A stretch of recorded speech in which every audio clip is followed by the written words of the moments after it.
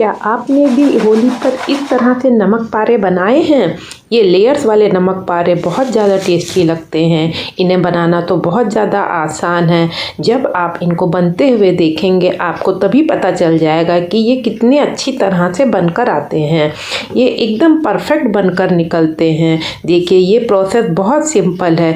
इसे बनाने में भी बड़ा मज़ा आता है। अगर आपके घर में बच्चे हैं तो बच्चों की हेल्प से भी ये बहुत जल्दी बन जाते हैं। तो चलिए मैं इसका प्रोसेस स्टार्ट करती हूँ। इसी तरह से पूरे लेयर्स वाले आपके बिल्कुल परफेक्ट बनकर आएँ उसके लिए आप वीडियो को पूरी देखिएगा और अगर आपको मेरी रेसिपी पसंद आए तो इसको ज़रूर से ज़रूर लाइक करिएगा। ये नमक पारे होली, दिवाली किसी भी फेस्टिवल में आप बना सकते हैं। इसको बनाना बहुत ज़्यादा आसान है। तो इसको बनाने के लिए मैंने यहाँ पे सबसे पहले 3 कप मैदा लिया है।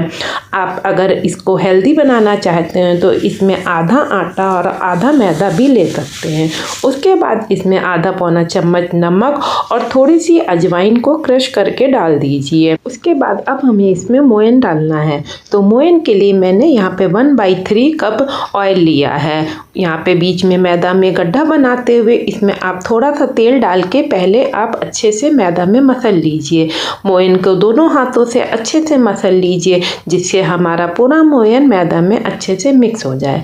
मैंने यहाँ पे 1/3 कप लिया था लेकिन थोड़ा सा ऑयल बच गया है तो आप भी उसी हिसाब से मोयन डालिएगा। मोयन जब आप अच्छे से मिलाएंगे तो देखेंगे कि हमारी मैदा अच्छे से बंधने लग गई है, जिससे पता चल जाता है कि हमारा मोयन एकदम सही लगा है। आप चाहें तो यहाँ पर घी का भी मोयन लगा सकते हैं। दोनों तरह का मोयन यहाँ पे चल जाएगा। उसके बाद थोड़ा थोड़ा पानी डालते हुए हमें यहाँ पे टाइट आटा गूंदना है। नमक पारे, मठरी वगैरह बनाने के लिए हमेशा हमें मैदा को सख्त गूंदना रहता है। इससे जब ये सिक के तैयार होती हैं तो बहुत ज़्यादा क्रिस्पी और बढ़िया बन के तैयार होती हैं। एक बार जब हमारी मैदा अच्छे से गूंद जाती है तो जब हमारी मठरी और नमक पारे वगैरह सिकते हैं तो उसका रिजल्ट बहुत अच्छा आता है। एकदम खस्ते और कुरकुरे बनकर तैयार होते हैं। इसलिए मैदा गूंदने के समय हमेशा ध्यान देना चाहिए कि मैदा हमारी सख्त ही गूंदे। उसके बाद मैंने यहाँ पर 2 चम्मच मैदा एक कटोरी में लिया है और उसमें 3 चम्मच तेल डालकर उसका मिक्स कर लिया है। मिक्स करने के बाद आप देखेंगे कि हमारा घोल इस तरह से पतला बनकर तैयार हुआ है। इस घोल को हम सांटा भी कहते हैं। जब हम नमक पारे बनाते हैं और उसमें लेयर्स चाहते हैं तो यही सांटे से हमारी लेयर्स बहुत अच्छे से बनकर तैयार होती हैं। आटा हमारा थोड़ी देर रखने से सेट हो गया है। अब हम यहाँ पे नमक पारे बनाने का तैयारी करते हैं। उसके बाद एक बार थोड़ा सा आटा हाथ से और मसल लीजिए। उसमें के बाद अब हमें यहाँ पे लोई काटनी है। इतने आटे में मेरी बराबर 9 लोई कटी है। मुझे एक नमक पारा बेलने के लिए 3 लोई की ज़रूरत है तो मैंने यहाँ पे 9 लोई काटी है जिससे मेरे 3 बार में बहुत बढ़िया परफेक्ट बनकर तैयार हो जाएंगे। उसी हिसाब से आप भी अपने आटे को डिवाइड कर लीजिएगा। आप एक बार में 3 का वरना और ज़्यादा लेयर्स चाहती हो तो और ज़्यादा का भी बना सकते हैं। एक लोई को आप लेते हुए अच्छे से बेल लीजिए। थोड़ा सा हमें यहाँ पे बड़ा ही बेलना है और बहुत ज़्यादा पतला नहीं बेलना है। तो लोई नॉर्मल रोटी से यहाँ पे बड़ी ही बनेगी। इस तरह से जब हमारी मैदा बिलेगी और बराबर लेयर्स बनेंगे तो बहुत ज़्यादा अच्छी बनकर आएंगी। अगर आप इस तरह से अभी तक नमक पारे नहीं बनाते हैं तो एक बार ज़रूर बना के देखिएगा। ये लेयर्स वाले नमक पारे बन के बहुत अच्छे लगते हैं और देखने में भी बहुत ज़्यादा सुंदर लगते हैं। इस तरह से आप तीनों लोइयों को बराबर बेल लीजिए। कोशिश करिएगा कि ये तीनों एक समान बिली हों जिससे हमको एक दूसरे के ऊपर रखने में छोटी बड़ी ना हो। उसके बाद आप एक बिली हुई रोटी को लीजिए और जो हम लोग ने सांटा बनाया था उसको यहाँ पर थोड़ा सा डाल के आप उंगलियों से बराबर कर दीजिए। चारों तरफ अच्छे से फैलाते हुए इसको लगा लीजिए। उसके बाद थोड़ा सा सूखा आटा इसके ऊपर बुरक दीजिए। फिर इसके ऊपर दूसरी वाली रोटी को रखिए। उसके ऊपर भी अब हमें सेम यही प्रोसेस करना है। पहले सांटा को लगाना है फिर उसके बाद हमें थोड़ा सा सूखा आटा लगाना है। यहाँ पे फिर हमको इसी के ऊपर तीसरी रोटी भी रखनी है। तीसरी रोटी के ऊपर भी हमें साटा लगाना है, लेकिन सूखा मैदा नहीं लगाना है। उसके बाद अब हमको इनको जैसे हम चौकोर पराठा बनाते हैं बिल्कुल सेम उसी तरीके से हमको इन्हें फ़ोल्ड करना है। फ़ोल्ड करने के समय हमें बहुत ज़्यादा ध्यान देना है कि हमारी रोटी ये बेली हुई एकदम परफेक्ट हो और फ़ोल्ड बिल्कुल सही तरीके से हुई हो। जब हमारी रोटी बहुत अच्छे से फ़ोल्ड होती है तो जब ये लास्ट में बनकर तैयार होती हैं तो इसके नमक पारे बहुत बढ़िया लेयर्स वाले बनकर तैयार होते हैं। इसलिए ये प्रोसेस आप बहुत ज़्यादा सावधानी से करिएगा। और फिर अब जब हमारा चौकोर से मुड़ जाएगा उसके बाद हमको धीरे धीरे हाथों से इसे बेलना है।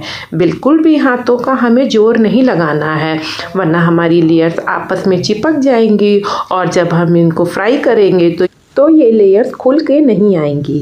जब ये आपका बिल जाए उसके बाद अब हमें यहाँ पर इसमें कट करने हैं। तो आपको जिस शेप के जितने बड़े भी नमक पारे चाहिए उस तरह से आप यहाँ पे चाकू की सहायता से काट लीजिए। बराबर बराबर पीसेस में मैंने 1-1 1.5 इंच के लगभग काटे हैं। तो आपको जितने बड़े चाहिए उस तरीके से काट लीजिए। नमक पारे इस टाइप से बनाने बहुत ज़्यादा आसान है और ये इतने बढ़िया बनकर तैयार होंगे कि आपको भी बनाने में अच्छा लगेगा।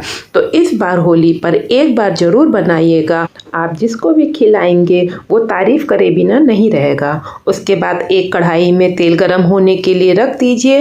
तेल यहाँ पे अच्छे से गरम होने के बाद गैस को एकदम धीरे कर दीजिए। जब हमें ये डालना है तो हमारा तेल बहुत ज़्यादा गरम नहीं होना चाहिए, वरना एकदम से ये ऊपर से सिक जाएंगे और अंदर से ये कच्चे रह जाएंगे। जब थोड़ी सी देर ये पड़े रहे आप उसके बाद देखेंगे कि ये फूल के ऊपर आ गए हैं। उसके बाद आप कलछी की सहायता से इनको धीरे धीरे पलटिएगा। बिल्कुल सावधानी पूर्वक पलटना है, वरना ये इतने खस्ते होते हैं कि ये आपस में टूटने लगते हैं। इसलिए धीरे धीरे हाथों से इनको अलटते पलटते हुए सेकिएगा। देखिए यहाँ पे ये गोल्डन ब्राउन होना शुरू हो गए हैं। आपको अच्छे से सेक के इनको निकालना है। रंग आप अपने हिसाब से देखिएगा, बहुत ज़्यादा इनको हमें जलाना नहीं है। इसलिए अच्छे से गोल्डन ब्राउन होने तक सेकिएगा और अच्छे से तेल को नितार के ही निकालिएगा। धीमी धीमी गैस पे जब ये सिकते हैं तो बहुत ज़्यादा क्रिस्पी बनते हैं और इनकी लेयर्स भी बहुत अच्छे से खुल के आती हैं। देखिए हमारे यहाँ पे नमक पारे सिक के तैयार हो गए हैं। इसी तरह से आप तीनों बैच सेक लीजिएगा। 3 कप मैदा से हमारे थाली भर के नमक पारे तैयार हो जाते हैं। आपने इस होली पे और क्या क्या बनाया है? अगर आपको मठरी, मसाला मठरी रोल और कोई भी रेसिपी चाहिए तो आपको मेरे चैनल पे मिल जाएगी। होली के लिए मैंने बहुत सारे स्नैक्स बनाए हैं और उसके बाद आपको बेसन के सेव, आलू भुजिया सारी रेसिपी मेरे चैनल पे मिल जाएगी। ये सारी चीज़ें इतने बढ़िया बनकर तैयार होती हैं कि आप एक बार ज़रूर इनको ट्राई करिएगा। अगर आपको मेरे नमक पारे की रेसिपी पसंद आए तो मेरे चैनल को ज़रूर सब्सक्राइब करिएगा और वीडियो को लाइक करिएगा। अपने फैमिली और फ्रेंड्स में मेरी रेसिपी को शेयर करिएगा। आप इसकी आवाज़ सुनकर देख रही हैं कि कितने क्रिस्पी और कितने फोसरे बने हैं। ये खाने में भी बहुत ज़्यादा टेस्टी लगते हैं। ठंडे होने के बाद आप इसको किसी भी कंटेनर में स्टोर करके रख लीजिए।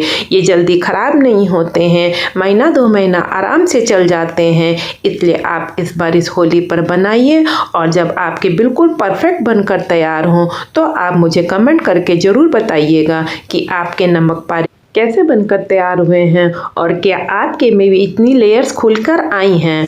और आप मेरे वीडियो को कहाँ से देख रहे हैं मुझे ये भी बताइएगा। नमक पारे आपके एकदम सही बनकर आए उसके लिए आटा सख्त होना चाहिए और बराबर बराबर लोई को बेलना चाहिए। उसके बाद इस पे साटा लगा के बिल्कुल परफेक्ट शेप दे के आप इसको कट कर लीजिए। एकदम परफेक्ट बनकर तैयार होंगे। तो आप रेसिपी को ज़रूर बनाइएगा। Bye bye.